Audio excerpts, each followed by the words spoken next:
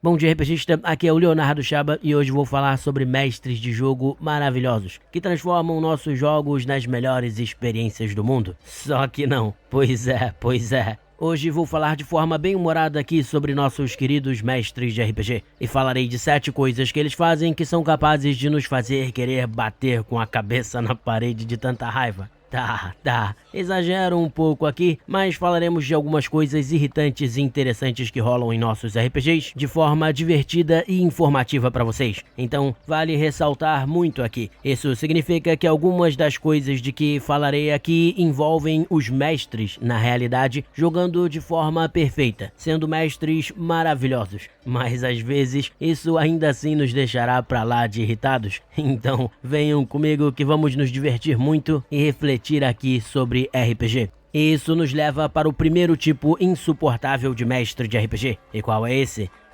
Esse aqui é um super clássico para já abrirmos o nosso programa aqui. Trata-se dos mestres pão duros. Amigos, aqueles que regulam a distribuição do XP, a famosa experiência, com mais afinco que Michelangelo fazendo a Capela Sistina. Vocês sabem, não é? Aquele mestre que depois de 50 sessões escuta do grupo: "E aí, já é hora de ganharmos aquela experiência?" E ele vira com toda a calma do mundo e diz: "Não agora, esperem mais um pouquinho, eu dou na sessão que vem." E bem, na sessão seguinte, ele vai e diz a mesma coisa. E a gente nunca sai ali do level 1 ou 2, enfim, vocês sabem. Mas vale ressaltar aqui que às vezes o mestre está certinho. Há sistemas de RPG em que a experiência demora mais a vir mesmo. Em alguns casos, ele pode estar segurando um pouco também, para manter o nível do grupo num patamar que se adeque melhor à aventura. Então pode acontecer, e pode ser bom até, e correto, mas não significa que a gente não vai ficar pra lá de irritado com ele, não é mesmo? Que dê o meu XP, seu maldito. Mas enfim, vamos lá ao segundo tipo insuportável de mestre aqui. Esse aqui é um que realmente não é legal mesmo. E é o mestre que adora distorcer as regras a seu favor, até inventar regras. Vamos dizer que ele tem lá o seu vilão super poderoso que ele não quer que morra. E aí um dos jogadores vai lá e faz algo fora do comum que dá certo. E o vilão se vê então numa situação pra lá de complicada. E aí, do nada, tal vilão surge com 5 habilidades diferentes que conseguem salvar ele daquela situação. E aqui já vi mestre do nada usar magias ou habilidades de outro livro, um livro que não era permitido até então, ou de outra edição daquele RPG, ou seja, coisas a que os jogadores não podiam ter acesso, ou que nem fazem sentido. Pior ainda é quando ele simplesmente inventa, tudo para salvar aquele NPC ou para impedir os jogadores de fazer algo que ele não queria. Isso não é legal. Sempre vai dar discussão. Afinal, se você tem um conjunto de regras que pauta aquele jogo, é necessário respeitá-las, pois é justamente isso uma das coisas que modera o poder que o mestre tem sobre o jogo. E claro, podemos sim ter algumas regras próprias nossas e mudar algumas coisas. Quase todos os RPGs dão esse poder ao mestre também, mas se fizermos isso, isso deve ser conversado anteriormente com os jogadores, pois assim, embora não se vá usar as regras daquele sistema ao pé da letra, os jogadores já sabem com antecedência o que foi mudado. Logo, todo mundo sabe como aquele jogo vai funcionar. Agora, quando o mestre inventa algo em cima da hora, sem avisar ninguém, isso aí trai a confiança dos jogadores, pois é basicamente como se o mestre estivesse dizendo: "Eu posso mudar o que eu quiser na hora que eu quiser, logo eu tenho controle absoluto sobre o que pode ou não acontecer." Isso nunca é legal, pois quebra o contrato de confiança entre mestres e jogadores. E aí, bem, o jogo já era mesmo. E, bom, para equilibrar, vamos aqui para o terceiro tipo insuportável de mestre. E esse é um que na verdade é excelente. É um tipo de mestre que torna nossas aventuras super divertidas, mas que vai nos deixar pra lá de irritados com ele. Mas irritados de um jeito bom, no sentido de: nossa, não acredito que isso aconteceu e que você tinha tudo isso planejado. Pois é. E falo aqui do mestre que é absurdamente bom em criar plot twists, isto é, reviravoltas e surpresinhas ali na trama pra gente. Sempre rola isso, não é mesmo? Aquela coisa que aparece na história lá pela 10ª sessão e quando os jogadores param para pensar, percebem que os indícios de que aquilo podia ocorrer já tinham aparecido lá atrás, mas que eles mesmo não tinham percebido. Isso sempre gera uma sensação boa demais. Ao mesmo tempo você pensa, não acredito que esse maldito nos enganou, mas que maneiro que a gente já podia ter notado tudo isso esse tempo todo.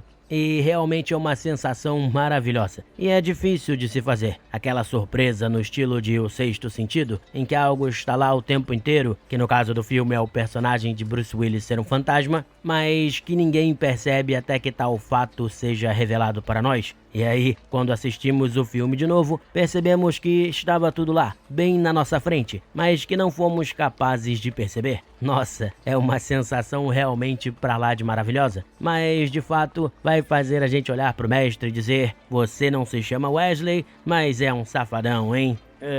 Tá, essa piada aí foi horrorosa. Mas enfim, vamos aqui para o quarto tipo pra lá de insuportável de mestre de RPG. E aqui voltamos para um tipo de mestre que eu realmente não gosto. E esse é aquele que volta e meia fica ali no celular. Sim, não acontece apenas com os jogadores, não é? E claro, às vezes temos que responder a algo importante, mas se isso acontecer com muita frequência, não é algo legal. É bom policiarmos isso e tentarmos melhorar. Afinal, às vezes os jogadores estão lá, fazendo uma interpretação super maravilhosa, conversando entre si, tomando alguma decisão super difícil, e o mestre tá lá, de cabeça baixa, olhando pro celular, sem prestar atenção naquela cena, como se ela não fosse importante. Isso de fato vai desanimar os jogadores, pois não só desvaloriza sua interpretação, mas mostra que talvez suas decisões não possuam de fato influência sobre o jogo, correto?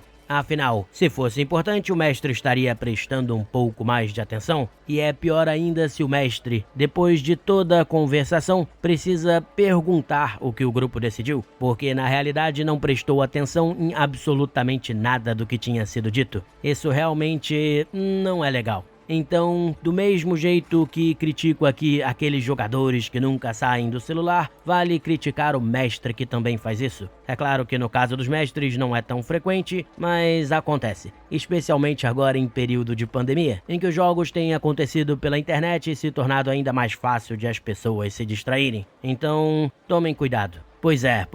E vamos aqui para o quinto tipo insuportável de mestre. E esse é uma evolução do terceiro aqui, meus amigos. É aquele mestre que não só cria reviravoltas imprevisíveis, mas que consegue ainda nos surpreender com NPCs traidores toda vez. Os NPCs sendo os personagens não controlados pelos jogadores, claro. É impressionante. Você já sabe que o mestre gosta de botar aqueles NPCs que vão nos trair, mas nada adianta. Do nada, quando o grupo está mais despreparado, quando o grupo confia absolutamente naquele personagem adorável e super prestativo, bum! Vem a traição. Aquela traição que destrói não só nossos personagens, como nossa própria alma. Tá, exagero um pouco aqui, mas vocês entendem, não é? A gente tá ali jogando, a gente sabe que o mestre é um safado que vai pregar uma peça na gente, a gente fica tentando notar quem é o NPC que vai ferrar com nossa vida e ainda assim não adianta. O mestre vai lá, nos surpreende e nos deixa completamente furiosos. Mas, como falei,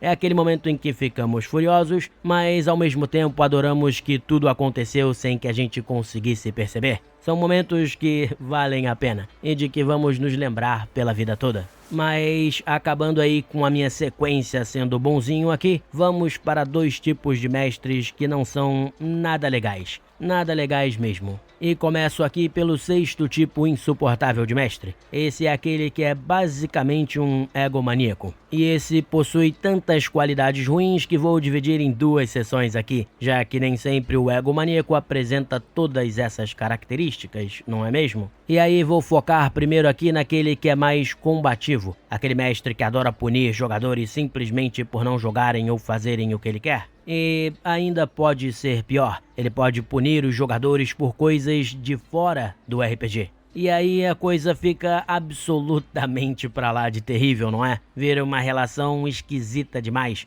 Então fujam desse tipo de mestre como o diabo foge da cruz. E esse cara não só pune jogadores, mas gosta de ferrar com o grupo sem motivo nenhum também. Vai colocar, por exemplo, um desafio impossível de ser batido, seja através de um monstro ou uma situação, só para rebaixar quem está jogando, para se pôr como superior, como se o motivo pelo qual os jogadores falharam fosse por eles não serem tão bom quanto ele, o mestre egomaníaco. E para piorar, esse mestre também vê o RPG não como algo colaborativo, mas como um jogo em que os jogadores são os seus oponentes. E essa é a pior mentalidade possível. Essa ideia de que RPG, em vez de ser algo colaborativo, é algo que deve ser baseado no confronto. Até porque, vamos pensar com calma aqui, não? Se o mestre realmente quiser jogar contra os jogadores, e os jogadores aceitarem todas as bobagens que ele pode fazer e de que já falei aqui, bem, ele vai ganhar, correto? E é justamente por isso que o mestre egomaníaco pensa assim. É uma forma de se sentir superior aos outros sem ter lá muita chance de a coisa dar errado, correto?